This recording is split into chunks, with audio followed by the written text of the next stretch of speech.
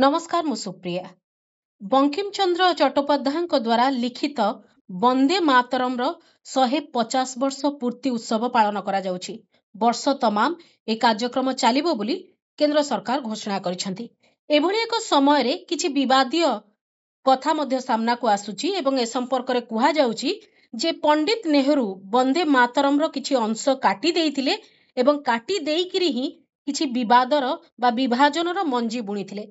एभली प्रसंग काहीकि उठिला? बंकिम चंद्र चट्टोपाध्याय बा बंकिम चंद्र चटर्जी द्वारा लिखित वंदे मातरम पृष्ठभूमि कौन, ऐतिहासिक घटनाक्रम कौन एवं आज दिन में काहीकि ए संपर्क रे राजनीति होउछि एहाकु नै अधिक आलोचना करबा। हम सहित वरिष्ठ समीक्षक विजय साहू रहिसंती। विजय बाबू स्वागत करुछि आलोचना को। आमर इतिहास रो अनेक प्रसंग को नै विगत दिन मानकर विवाद उठिछि एवं तार प्रासंगिकता ता पछरे कोन कारण ताकु नै अनेक चर्चा आलोचना होइछि।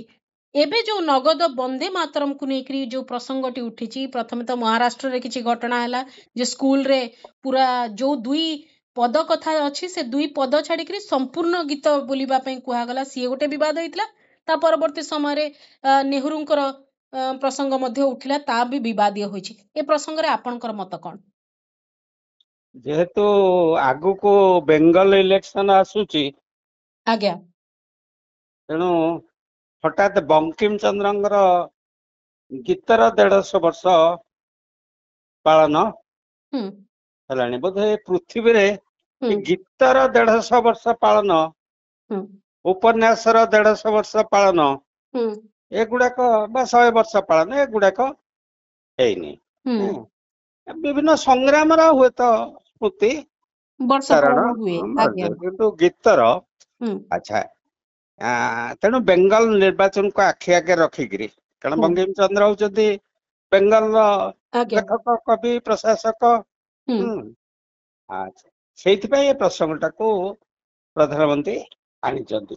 जदि ए प्रसंग आगुरु टिके टिके विभिन्न जगह उठी किंतु आश्चर्य कथा 1977 मसीहा जो जनता सरकार आसिला ता पूर्वरु केबे ये जो वंदे मातरम गीत बोलिबा कि स्लोगान दबा आमे माने जो बीजेपी हो, जनसंघ हो बा तार जो छात्र संगठन तार आमे मु तो अंत किछि केबे सुनिनी। छात्र संगठन तो एत वर्ष धरिक करूथिले। प्रथमे मु रेभेन्सा रे स्लोगान ता सुनली निर्वाचन जेतले डीएसओ एबीवीपी भितर प्रतिद्वंदिता होतला। तांकर मेजर सभापति साधारण संपादक जीति गले, से गोटे जो रैली कले वंदे मातरम स्लोगान देले, ता सहित आ गोटे जोड़ले वंदे मातरम कहबो जिए भारत भूमि रे रहिबो सिए। प्रथमे मो कान रे बाजिला।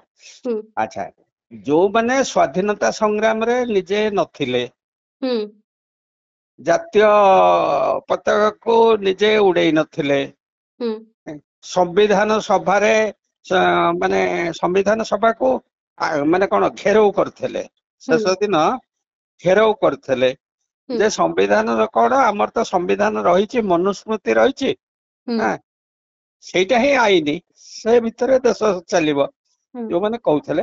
हठात सेमानक मुहरे वंदे मातरम आसीबा शोभा पायनी। ए हला फर्स्ट पार्ट। द्वितीय पार्ट होउछि बंकिम चंद्र जतले एटाको लिखितले माने ओटा पृष्ठभूमि रे, से पृष्ठभूमि होउछि बेंगल रे व्यापक दुर्भिक्ष हेतला।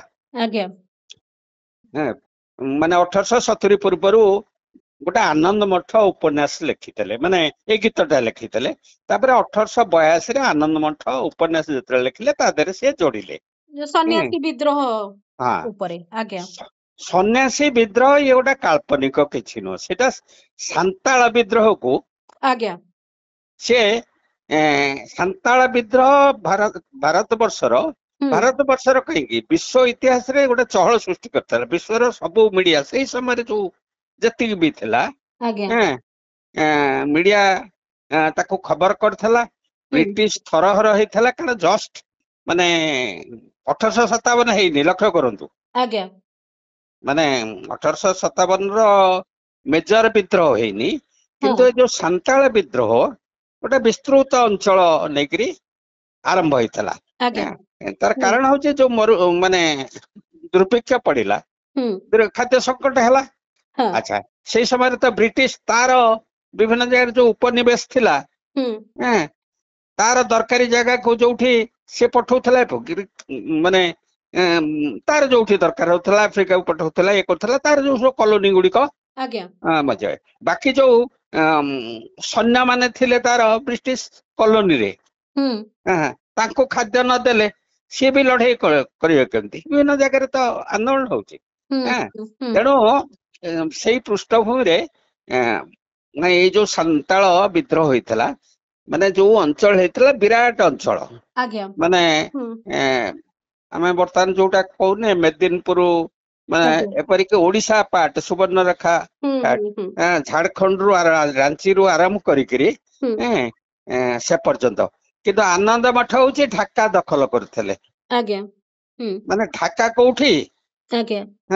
ବାଂଲାଦେଶର ରାଜଧାନୀ। ତ ଆପଣ ସେ ଉପନ୍ୟାସଟି କାଳ୍ପନିକ ଥିଲା ବୋଲି କହୁଥିଲେ, କିନ୍ତୁ ପୁରା କାଳ୍ପନିକ ଏବଂ ଗୋଟେ ଆଣ୍ଟି ମୁସଲିମ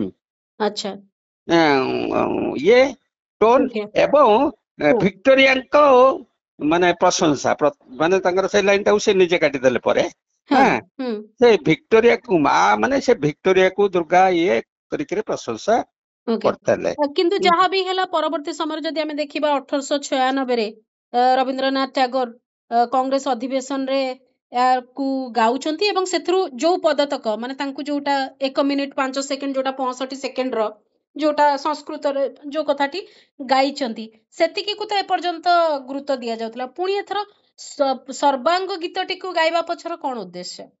ନାଇଁ ରବୀନ୍ଦ୍ରନାଥ ସିନା 1896ରେ ଗାଇଥିଲେ, କିନ୍ତୁ ପରେ 1919ରେ କହିଲେ ନାଇଁ ଇଏ ବିଲକୁଲ ରିଜେକ୍ଟ, ଏଇଟା ଗୋଟେ ଜାତୀୟ ସଙ୍ଗୀତ ହେଇପାରିବନି। ମାନେ ଦୁଇଟି ଅନ୍ତରା ରଖିକିରି ବାକି ସବୁ ବାଦ ଦେଇଥିଲେ। ନାଇଁ ମୂଳ ପୁରାଟାକୁ ବାଦ ଦେବା ପାଇଁ ଇଏ କରିଥିଲେ। ହିଷ୍ଟ୍ରି କହୁଛି 1919ରେ କିଏ ଗାଇପାରେ, କିନ୍ତୁ ଏଇଟା ଗୋଟେ ସମ୍ବିଧାନ ଭିତରେ ମାନେ ଯୋଉ ଜାତୀୟ ସଙ୍ଗୀତ ମାନ୍ୟତା ପାଇବା ପାଇଁ, କାରଣ ସେତେବେଳେ ବହୁ ଗୀତ ରହିଛି ନା, ବୁଝିପାରୁଛନ୍ତି? ଡିଏଲ ରାୟଙ୍କର, ଇକବାଲଙ୍କର ଗୀତ ସାରେ ଜହାଁ ସେ ଆଚ୍ଛା ହିନ୍ଦୁସ୍ତାନ ହମାରା, ଦକ୍ଷିଣ ଭାରତରେ ଗୀତ ଅଛି। ଆମର ତ ଉତ୍କଳରେ ବନ୍ଧ ଉତ୍କଳ ଜନନୀ, ସବୁ ଆଞ୍ଚଳିକ ସ୍ତରରେ ଗୀତ ଅଛି। ଆକ୍ଚୁଆଲି ସବୁ ନ୍ୟାସନାଲିଟି ମାନେ ତାଙ୍କର ନିଜସ୍ୱ ପ୍ରେରଣା ପାଇଁ, ନିଜ କମ୍ୟୁନିଟି କି ଜାଗ୍ରତ କରିବା ପାଇଁ ଗୀତ ବୋଲିଛନ୍ତି। କିନ୍ତୁ ବଙ୍କିମଚନ୍ଦ୍ରଙ୍କ ଗୀତ ହଉଛି ଟୋଟାଲ ବ୍ରିଟିଶ କି ବ୍ରିଟିଶ ବନ୍ଦନା, ଯେହେତୁ ତାଙ୍କ ବାପା ବି ପ୍ରଶାସକ ଥିଲେ ଆଉ ଇଏ ବି ପ୍ରଶାସକ ଥିଲେ।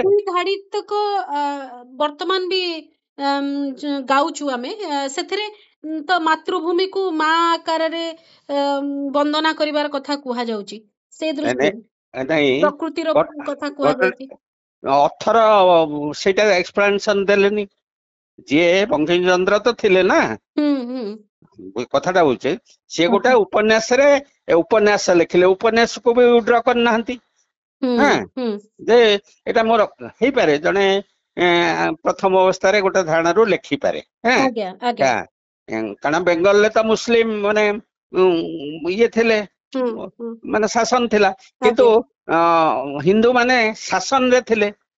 ମାନେ ସେମାନେ କଣ ରାଜା ଧରନ୍ତୁ ଅଛନ୍ତି, ବାଦଶାହ ଅଛନ୍ତି, ଜମିଦାର ତ ଏମାନେ ବେଶୀ ଥିଲେ। ହିନ୍ଦୁ ଜମିଦାର ବି ଥିଲେ, ବହୁତ ପରେ କନଭର୍ଟ ହେଇଛନ୍ତି ଏବଂ ପ୍ରଶାସନକୁ ସିଟିରେ ଏମାନେ ଦଖଲ କରୁଥିଲେ, ବୁଝିପାରୁଛନ୍ତି କି? ତେଣୁ ତାଙ୍କର ଯୋଉ କଣ୍ଟ୍ରୋଭର୍ସି, ମାନେ ହିନ୍ଦୁ ମୁସଲିମ କଣ୍ଟ୍ରୋଭର୍ସି, ସେଇ କଣ୍ଟ୍ରୋଭର୍ସିର ପ୍ରତିଫଳନ ହେଇଛି।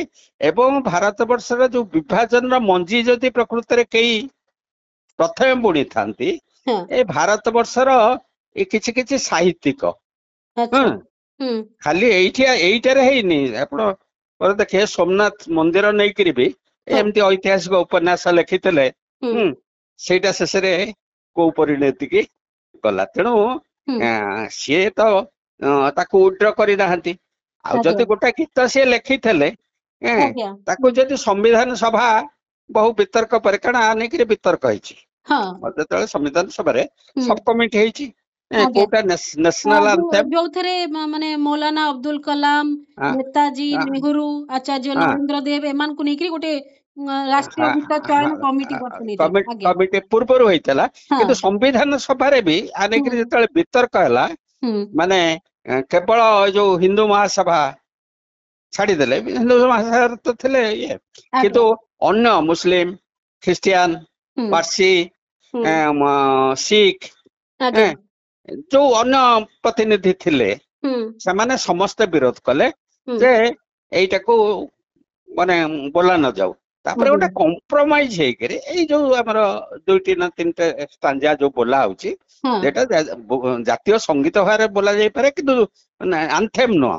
ଆନ୍ଥେମ୍ ତ ଆମେ ଜନଗଣକୁ କରୁଛେ, କିନ୍ତୁ କଂଗ୍ରେସ ତାର ସବୁ କାର୍ଯ୍ୟକ୍ରମରେ ବନ୍ଦେ ମାତରମ୍ ରୁ ଆରମ୍ଭ ଏବଂ ସମାପନ ଜନଗଣ ମନରୁ କରୁଛି, ଏଇଟା ଚାଲି ଆସିଛି।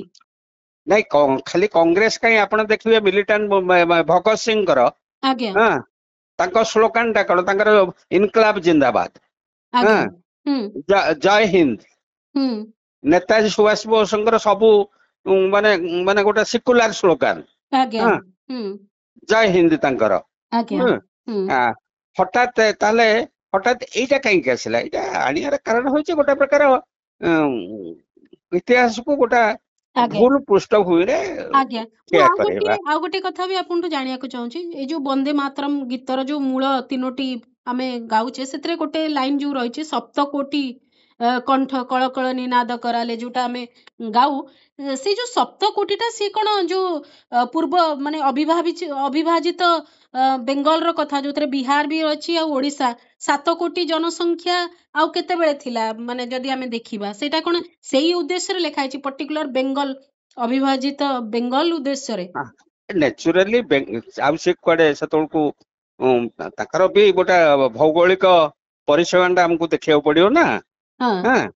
ସେତେବେଳେ ତ ଦକ୍ଷିଣର କୌଣସି ମାନେ ତା ଦେହରେ ଦ୍ରାବିଡ କଥା ଅଛି, ମାନେ ତାଙ୍କୁ ତ ଦ୍ରାବିଡ କରିଦେଲେ, ଆଚ୍ଛା ମୁସଲିମ କି ମ୍ଲେଚ୍ଛ କରିଦେଲେ, ବାହାରୁ ଯୋଉ ମାନେ ଆସିଥିଲେ ତାଙ୍କୁ ମ୍ଲେଚ୍ଛ କରିଦେଲେ, ତାମାନେ ପିଓର ମାନେ ହିନ୍ଦୁକୁ ବୋଧେ ସିଏ କହୁଥିବେ। ଅନ୍ୟମାନଙ୍କୁ ଏଇଟା ଗୋଟେ ଅନ୍ୟମାନଙ୍କୁ ସମାବେଶୀ 7 କୋଟି ନୁହଁ। ଆଉ ବାକି ଦ୍ୱିତୀୟ କଥା ହଉଛି ପଦ ପଢିବା ପାଇଁ ବି ସପ୍ତ ଜାଗାରେ ଷଷ୍ଠ ହେଲେ ପଦ ନ ପଢିପାରେ, ଗୀତରେ ହୁଏ ସେମିତି ହୁଏ।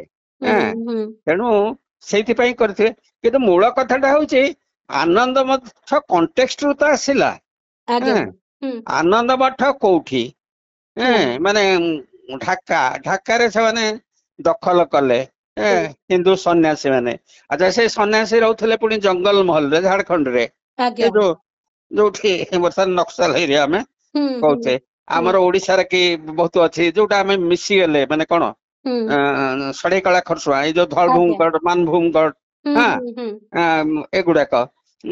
ଆଉ ବିହାରରେ ଥିଲା ରାଞ୍ଚି, ହେଲା। ତେଣୁ ଏ ବିସ୍ତୃତ ଅଞ୍ଚଳ ନେଇକିରି ଯୋଉ ଭଳି ଷ୍ଟ୍ରଗଲ କରିଥିଲେ ଏବଂ ଗରିଲା ୱାରଫେୟାର, ମାନେ ସେଟା ତ ମୁଁ ମାନେ ସମୟ ନାହିଁ, କିନ୍ତୁ ଯୋଉ ଭଳି ଭାବରେ ଗୋଟିଏ ପରିବାର ନେତୃତ୍ୱ ପ୍ରଥମେ ନେଇଥିଲେ, ମାନେ ପୁଣି ଭଉଣୀ, 4 ଭାଇ ଭଉଣୀ, ଏବଂ ତାପରେ ଯେଭଳି ଭାବରେ ସେ ସଂଗଠିତ କରିଛନ୍ତି, ତା ଦେହରେ ସବୁ କମ୍ୟୁନିଟି ସାମିଲ ହେଇଛନ୍ତି, ମାନେ ଅନ୍ୟ ଜନଜାତି ଏବଂ ସାଧାରଣ, ମାନେ ତା ଦେହରେ ଗୌଡ, ତା ଦେହରେ ଅନ୍ୟାନ୍ୟ ବେପାରୀ ହେଇଛନ୍ତି। ଏଇକରି ବ୍ରିଟିଶର ଯୋଉ ଟ୍ୟାକ୍ସ ପଲିସି, କାରଣ ସେ ଗୋଟେ କଲେ ଯୋଉ ମାନେ ଜମିଦାରୀ ବ୍ୟବସ୍ଥା ତ ତାଙ୍କର ଏଇଭଳିଆ ଥିଲା। ଧରନ୍ତୁ ମତେ ଖଣ୍ଡେ ଜାଗିର ଦେଇଦେଲେ, ମୋଠୁ ବ୍ରିଟିଶ ଟିକସ ନବ। ବ୍ରିଟିଶ ମାନେ ଇଷ୍ଟ ଇଣ୍ଡିଆ କମ୍ପାନୀ। ବ୍ରିଟିଶ ରାଜ ତ ପ୍ରତିଷ୍ଠା ହେଇନି ନା, 1855-56 ଘଟଣା, ବୁଝିପାରୁଛନ୍ତି? ଡାଇରେକ୍ଟ ବ୍ରିଟିଶ ରୁଲ ତ କେବେ ହେଲା? 1858 ପରେ, ଯୋଉ ରୁଲ ଅଫ ମାନେ ବ୍ରିଟିଶ କଣ ରାଣୀଙ୍କ ଶାସନ ଯୋଉଟା ଆମେ କହୁଛେ, ତାଙ୍କର ଯୋଉ ଡିକ୍ଲାରେସନ ହେଲା, ରାଣୀଙ୍କ ଡିକ୍ଲାରେସନ, ସେତେବେଳୁ ତ ହେଇନି। ଇଷ୍ଟ ଇଣ୍ଡିଆ କମ୍ପାନୀ ହେଇଛି, କିନ୍ତୁ ସୁପରଭିଜନ ଟା ହଉଛି ମାନେ ବ୍ରିଟିଶ ସରକାରର, ମାନେ ଡାଇରେକ୍ଟ। କାରଣ ଯେହେତୁ ଇଷ୍ଟ ଇଣ୍ଡିଆ କମ୍ପାନୀ ଶାସନରେ ଗଫଲତି କଲା, ଠିକ ପାରିଲେନି, ସିଏ ତାଙ୍କୁ ହେଲ୍ପ କରୁଥିଲା। କିନ୍ତୁ ସବୁ ପୋଲିସ ଫୋଲିସ ସବୁ ଭାରତୀୟ, ମାନେ ତେଣୁ ସେତେବେଳେ ତ 7 କୋଟି ମାନେ ଯୋଉ କଥା ବା ଆନନ୍ଦ ମଠ ଯୋଉ ଲେଖିଲେ, ଢାକାରେ ସନ୍ନ୍ୟାସୀ ମାନେ ପତାକା ଉଡେଇଲେ। ଢାକା କିଏ ଦଖଲ କଲା? ପ୍ରକୃତରେ ଯଦି ଦଖଲ କଲା ତ ବ୍ରିଟିଶ ଦଖଲ କଲା। ତାପରେ ତାର ଯୋଉ ନାୟକ ଚରିତ୍ର ଯୋଉ ସତ୍ୟାନନ୍ଦକୁ ଠିଆ କରେଇଛନ୍ତି କ୍ୟାରେକ୍ଟର ଯୋଉ ଦିବ୍ୟ ବଚନ ଆସୁଛି ଏବଂ ସେ ତାଙ୍କୁ ଦାୟିତ୍ୱ ଦେଇ ଦେଇକିରି ସେ ତାପରେ ଜଙ୍ଗଲ ମହଲକୁ ଚାଲି ଯାଉଛନ୍ତି, ପୁଣି ଝାଡଖଣ୍ଡକୁ ସେ ଚାଲି ଆସୁଛନ୍ତି। ତେଣୁ ଗୋଟେ କାଳ୍ପନିକ ଏବଂ ଏଇ ସବୁ ପ୍ରକାର ଐତିହାସିକ ଉପନ୍ୟାସ। କିନ୍ତୁ କାଳ୍ପନିକ ଉପନ୍ୟାସ ସେଥିରେ କଣ ଲେଖା ହେଇଥିଲା, କେତିକି କଟା ହେଲା, ଆଜି ଦିନରେ ତ ବାସ୍ତବ ଭାବରେ ତା ଉପରେ ରାଜନୀତି ହଉଛି। ଯୋଉ କଥାଟା କୁହାଗଲା ଯେ ବନ୍ଦେ ମାତରମର ଯୋଉ ଗୀତର ଆତ୍ମାକୁ ନଷ୍ଟ କରିଦେଲେ ନେହୁରୁ ବୋଲିକିରି, ଆପଣ ପ୍ରଥମ ଆଲୋଚନା ଆରମ୍ଭରେ କହିଲେ ଆଗକୁ ବେଙ୍ଗଲ ନିର୍ବାଚନ ଅଛି, ତେଣୁକରି ବଙ୍କିମ ଚନ୍ଦ୍ରଙ୍କ ପ୍ରସଙ୍ଗ ଉଠା ଯାଉଛି, ବଙ୍କିମ ଚନ୍ଦ୍ର ଚାଟାର୍ଜୀଙ୍କର ଲେଖାକୁ ପୁଣି ଗୁରୁତ୍ୱ ଦିଆଯାଉଛି ରାଜନୀତି ଉଦ୍ଦେଶ୍ୟରେ। ଯଦି ଏଇ କଥା ସତ, ତାହେଲେ ଏଠି ତ ରବୀନ୍ଦ୍ରନାଥ ଟାଗୋରଙ୍କୁ ବି ତ ତାହେଲେ ଇଏ କରାଗଲା, ମାନେ ରବୀନ୍ଦ୍ରନାଥ ଟାଗୋର ଏବଂ ନେତାଜୀଙ୍କର ବି ଗୁରୁତ୍ୱ ହାନି କରାଗଲା, କାରଣ ଉଭୟଙ୍କର କୋଉଠି ନା କୋଉଠି ସମ୍ପର୍କ ରହିଛି ବନ୍ଦେ ମାତରମ୍ ଗୀତ ସହିତ। ସେ ଦୃଷ୍ଟିରୁ ବଙ୍କିମ ଚନ୍ଦ୍ରଙ୍କୁ ଉଠେଇକି ଆର 2 ଜଣଙ୍କୁ ପକେଇଦେଲେ କଣ ବେଙ୍ଗଲ ଭୋଟ ବେଶୀ ମିଳିବ? ଯେହେତୁ ଭୋଟ ଅଛି, ଏଇଟା ଦରକାର ତାଙ୍କର ଡିଭିଜନ ପାଇଁ ଏଇଟା କରୁଛନ୍ତି। ରବୀନ୍ଦ୍ରନାଥ ଆଉ ଅନ୍ୟ ବିଦ୍ୟାସାଗରଙ୍କୁ ବି ସେମାନେ ଇଏ କରିଛନ୍ତି। ଯାହାକୁ ଥରେ ଗୋଟେ କଣ୍ଟେକ୍ସଟରେ ଟେକୁଛନ୍ତି, ପୁଣି ପ୍ରୟୋଜନ ହେଲେ ସେ ତାକୁ ପକଉଛନ୍ତି। କିନ୍ତୁ ଏଇଟା ବି ତ୍ରୁଟି ହଉଛି ଭାରତ ବର୍ଷରେ ଯୋଉମାନେ ସ୍ୱାଧୀନତା ଆନ୍ଦୋଳନର ନେତୃତ୍ୱ ନେଇଥିଲେ, ଗୋଟା ଏଇ ଯୋଉ ମେଜର ଲିଡର ଯୋଉ ହିନ୍ଦୁ ମାନସିକତାର ନେତା ରହିଲେ ଡୋମିନେଟିଂ କଂଗ୍ରେସ ଭିତରେ, ମାନେ ଆପଣ ରିଭଲ୍ୟୁସନାରୀ ପାର୍ଟ ଟା ଛାଡି ଦିଅନ୍ତୁ ମୁଭମେଣ୍ଟ, ସେମାନେ ତ ଧରନ୍ତୁ ସୁଭାଷ ବୋଷଙ୍କ ପରେ ମାନେ ଅଲମୋଷ୍ଟ ଓବ୍ଲିଭିୟନ କୁ ଚାଲିଗଲେ, ଜେଲକୁ ଗଲେ, 42 ମୁଭମେଣ୍ଟ ରହିଗଲେ। କିନ୍ତୁ ଯୋଉମାନେ ନେତୃତ୍ୱରେ ଥିଲେ, ଯୋଉଟା କି କଂଗ୍ରେସ, ଇଣ୍ଡିଆନ ନ୍ୟାସନାଲ କଂଗ୍ରେସ ବୋଲି କହୁଛି, ତାଦେହରେ 2ଟା ଗୋଷ୍ଠୀ ଥିଲେ। ଗୋଟିଏ ଗୋଷ୍ଠୀରେ ରାଜେନ୍ଦ୍ର ପ୍ରସାଦ, ମାନେ ଏଇ ଯୋଉ ସଙ୍ଗୀତ କଥା ଆସିଲାନି, ରାଜେନ୍ଦ୍ର ପ୍ରସାଦ ତ ଏଇଟାକୁ ଜାତୀୟ ସଙ୍ଗୀତ ମାନ୍ୟତା ଦେବା ପାଇଁ ବି କହୁଥିଲେ, କହିଲେ 2ଟା ରହିଲେ ଅସୁବିଧା କିଛି ନାହିଁ, କିଛି ସୀମା ନିର୍ଦ୍ଧାରଣ ହବନି, ବୋଲା ଯାଉ। ତାପରେ ଗୋଟେ କମ୍ପ୍ରମାଇଜ ହେଇକିରି ଏ ଯୋଉ ଏଟା ହଉଛି ଏବଂ ଅପସନାଲ, କାରଣ କୌଣସି ମନଟା ହଉଛି କମ୍ପଲସରି, ବନ୍ଦେ ମାତରମ୍ ଟା ଅପସନାଲ ରହିଲା। ମାନେ ଅପସନ ମାନେ କମ୍ପଲସରି, ମାନେ ଯୋଉ ସରକାରୀ ଫଙ୍କସନରେ ଉତ୍ସବ ମାନଙ୍କରେ ଏଇଟା ବୋଲାଯିବ। ସାଧାରଣରେ ଆମେ ରାଷ୍ଟ୍ରଗୀତ, ରାଷ୍ଟ୍ରୀୟ ଆନ୍ଥେମ ର କଥା ଯେତେବେଳେ ଆସିବ, ଜନଗଣ ମନକୁ ହିଁ ଗୁରୁତ୍ୱ ମିଳିବ। ବନ୍ଦେ ମାତରମ୍ ର ମଧ୍ୟ ଗୁରୁତ୍ୱ ରହିଥିଲା ବୋଲିକିରି କୁହାଯାଉଛି, ଯାହାକୁ ସ୍ୱୀକୃତି ଦିଆଯାଇଛି। କିନ୍ତୁ ମୁଁ ଆଉ ଗୋଟେ କଥା ବି ଜାଣିବାକୁ ଚାହୁଁଛି, କଣ ସମୟ ଏମିତି ଥିଲା କି ଯୋଉଠି ମାନେ ଯେମିତି ଆଲ୍ଲାହ ଆକବରକୁ କାଉଣ୍ଟର କରିବା ପାଇଁ ବନ୍ଦେ ମାତରମ୍ ନାରା, ଏମିତିଆ ଗୋଟେ ମୁହାଁମୁହିଁ ସ୍ଥିତି ବି ବିଗତ ଦିନ ମାନଙ୍କରେ ରହିଛି କି? ନାଇଁ ନାଇଁ, ବିଗତ ଦିନରେ ଏଇ ଯୋଉ ଇଏଟା ସ୍ଥିତିଟା କହିଲି, ସାହିତ୍ୟିକ, ଔପନ୍ୟାସିକ, ମାନେ 2 ପ୍ରକାର ମାନସିକ, ଗୋଟା ରେସନାଲ ଆଉଟଲୁକ୍ ଥିଲା, ମାନେ ଆଧୁନିକ ଚିନ୍ତା ଭାବନା ସହିତ ଆମେ ପୁରାତନକୁ ଛାଡିକିରି ନୂତନ ଅନ୍ୱେଷଣରେ ଯିବା, ପ୍ରଗତିବାଦୀ ଚିନ୍ତାଧାରା, ପ୍ରଗତିବାଦୀ ଚିନ୍ତା। ଏପରିକି ଆପଣ ଫକୀର ମୋହନ ସାହିତ୍ୟରେ ବି ଦେଖିବେ, ଧରନ୍ତୁ ରାଣ୍ଡି ପୁଅ ଅନ୍ତା, ଇଏ ଯୋଉ ଏଗୁଡାକ ପ୍ରଗତିଶୀଳ ମାନସିକତାର, ନାରୀ ଶିକ୍ଷା ନେଇକିରି, ଏପରିକି ଆପଣ ଦେଖିବେ ଧୂଳିଆ ବାବା ଯୋଉ କେମିତି ଏକ୍ସପୋଜ କରିଛନ୍ତି ଯୋଉ ମାନେ କୁସଂସ୍କାର। ତେଣୁ 2 ପ୍ରକାର ଧାରା ଥିଲା। ଆଚ୍ଛା, ଏଇ ଯୋଉ ଧାରାରେ ଆମେ କୋଉ ଧାରାଟାକୁ ଗୁରୁତ୍ୱ ଦବା? ଯଦି ଆମେ ସେକୁଲାର କନଷ୍ଟିଟ୍ୟୁସନ କଲେ,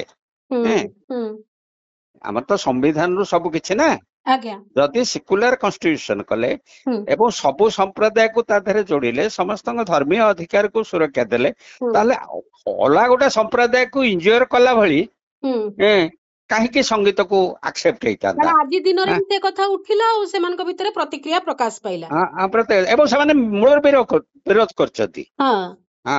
ଆକ୍ଚୁଆଲି ଇକ୍ବାଲଙ୍କ ସଙ୍ଗୀତ ବି ଆସିଥିଲା, କିନ୍ତୁ ଯେହେତୁ ଦେଶ ବିଭାଜନ, 2 ନେସନ ଥିଓରି ଚାଲି ଆସିଲା, ଯୋଉ କଥାଟି କୁହାଯାଉଥିଲା ଯେ କଂଗ୍ରେସ ମୁସଲିମଙ୍କ ଉପରେ ଦୁର୍ଗାଙ୍କ ଆରାଧନାକୁ ଲଦି ଦଉଛି ବୋଲିକି, ସେ ଭାବନା ଏପର୍ଯ୍ୟନ୍ତ ବଳବତ୍ତର ରହିଛି। ଆଜ୍ଞା, ବିଜୟ ସାର୍, ଆପଣଙ୍କ ମନରେ କଣ ଆଶଙ୍କା ରହିଛି କି ଏମିତି ସମୟ ବି ଆସିବ ଯାହାକୁ ରାଷ୍ଟ୍ରୀୟ ଉଦ୍ଘୋଷ ବୋଲିକିରି କୁହାଯାଉଛି ଏବଂ ଯୋଉ ପଂକ୍ତି ଗୁଡିକୁ ବାଦ ଦିଆଯାଇଥିଲା ଯେ ସେଟା ଇନକ୍ଲୁସିଭ ନୁହେଁ ବୋଲି, ସମାବେଶୀ ନୁହେଁ ବୋଲି, ତାକୁ ଯୋଡିକିରି ପୁଣି ଥରେ ରିଇଣ୍ଟ୍ରୋଡ୍ୟୁସ କରିବାର ଗୋଟେ ଆଶଙ୍କା ରହୁଛି କି, ଗୋଟେ ଆଶଙ୍କା ବା କାହା ପାଇଁ ସମ୍ଭାବନା ରହୁଛି? ନାଇଁ ନାଇଁ, ସିଏ ସେଗୁଡାକ କିଛି କରିବେନି ବା କରିବା ଶକ୍ତି ନାହିଁ, ହେଲା କି? କାରଣ କେହି ମାନିବେନି, କାରଣ ଆହୁରି ଆହୁରି ମାନେ ନ୍ୟାସନାଲିଟି ଫିଲିଂ ଆହୁରି ମାନେ କଣ ଦ୍ରୁତ ହଉଛି। ଓଡିଶା ନିର୍ବାଚନ ଓଡିଆ अस्मिता କଥା କାହିଁ ଉଠିଲା? ଓଡିଶାର ଇସ୍ୟୁ ନେଇକରି ଭୋଟ ହେଲା କି ଗତ ନିର୍ବାଚନରେ?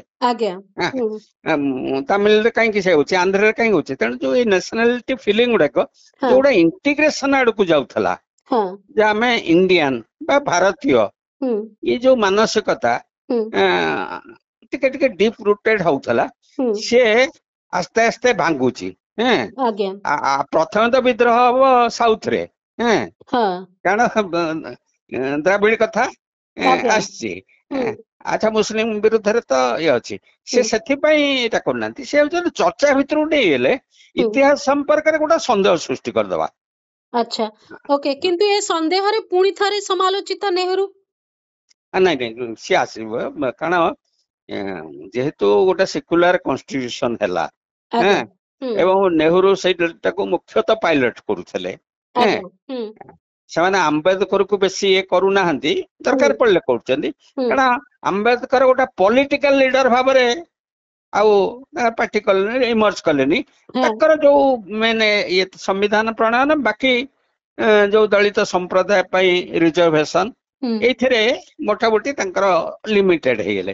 କିନ୍ତୁ ଏ ଯୋଉ ନେହେରୁ ବିରୁଦ୍ଧରେ ଯୋଉମାନେ ଆଉ ନେତା ହେଇକରି ଠିଆ ହେବା ପାଇଁ ଚାହୁଁଥିଲେ, କିଏ ନେତା ଜିନା ଚାହୁଁଥିଲେ, ଇଆଡେ ସାବରକର ଚାହୁଁଥିଲେ, ପରବର୍ତ୍ତୀ ସମୟରେ କି ହିନ୍ଦୁ ମହାସଭାର ଯିଏ ଆଙ୍କର ମୁଖାର୍ଜୀ, ଶ୍ୟାମା ପ୍ରସାଦ ମୁଖାର୍ଜୀ, ଏମାନେ ଚାହୁଁଥିଲେ ଆମେ ମୁଖ୍ୟ ହବୁ। ଯେହେତୁ ସେଇଟା ହେଇପାରିଲେନି, ସେ ଯୋଉ ଇଞ୍ଜୁର୍ଡ ଫିଲିଂଟା ରହିଛି, ତେଣୁ ସବୁ ଇସ୍ୟୁରେ ନେହେରୁ ଆସିବେ, ଏବଂ କିଛି ଇସ୍ୟୁରେ ଗାନ୍ଧୀ ଆସିବେ। ତଥାପି ଗାନ୍ଧୀ ଯେହେତୁ କିଛି କ୍ଷେତ୍ରରେ ତାଙ୍କର ମାନସିକତାକୁ ଫିଡ୍ କରୁଛନ୍ତି, ଇଏ କରିଦେବେ, ନହେଲେ ସବୁ ଇସ୍ୟୁରେ।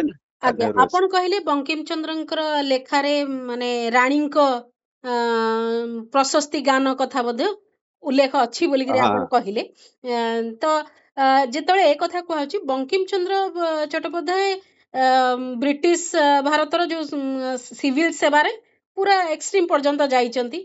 ସବୁ ପ୍ରକାର ମାନେ ତାଙ୍କୁ ରାୟ ବାହାଦୁରଠୁ ଆରମ୍ଭ କରି ଆଉ ଯୋଉ କମ୍ପାନିଆନ ଅଫ ଦ ଇଣ୍ଡିଆନ ଇଏ, ସେ ସବୁ ଦିଆଯାଇଛି ତାଙ୍କୁ।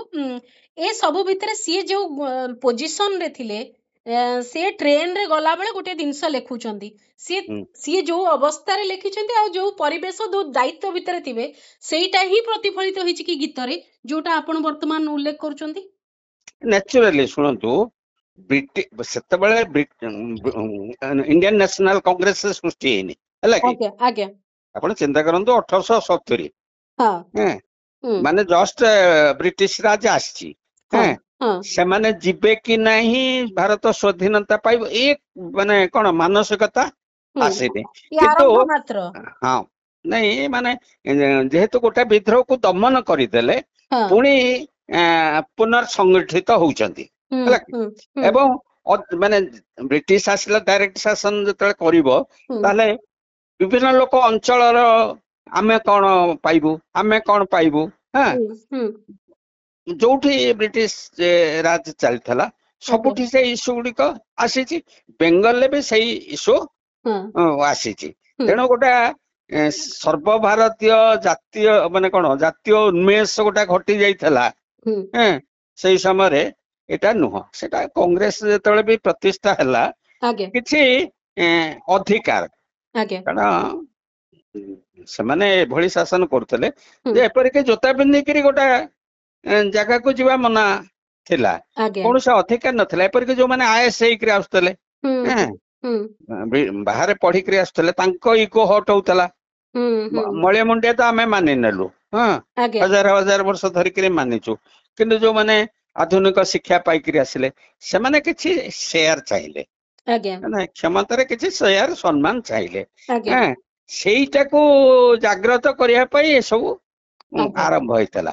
परवर्ती समय जो स्वाधीनता विप्लवी आंदोलन है सेटा गोटे स्लोगान भाव रिभोल्यूशनरी मैंने नेले कारण ये गीत बोलिकी गोटे जीवन माने पताका धरिकी फाँसी की खुंट को चढ़ी यहीटा को राली करी जो फाँसी खुंट को चढ़ी रिभोल्यूशनरी मैंने आकर कौन कर तो किसी करना शेष प्रतिक्रिया आपन चाहिए एले वर्षे व्यापी ए कार्यक्रम चालू रहिबो ए कार्यक्रम चालू रहिबो अर्थात ये जो विवाद जो जहाँ को टिके उखरे देचंदी प्रधानमंत्री एवं किछि किछि आरंभ होईची ताहा वर्षे व्यापी एमती रहिबो गोटे मुहामुही स्थिति रहिबो नुहे कि ना वर्ष व्यापी रहबो ने माने एमती मिले जिवो किंतु बेंगल इलेक्शन जाय रहबो हला कि बेंगल इलेक्शन आसाम इलेक्शन जोठी सो बंगभाषी लोक अछंती दक्षिण आड़ को जीवनी दक्षिण आड़ को गले असुविधा बुझिबले कि अच्छा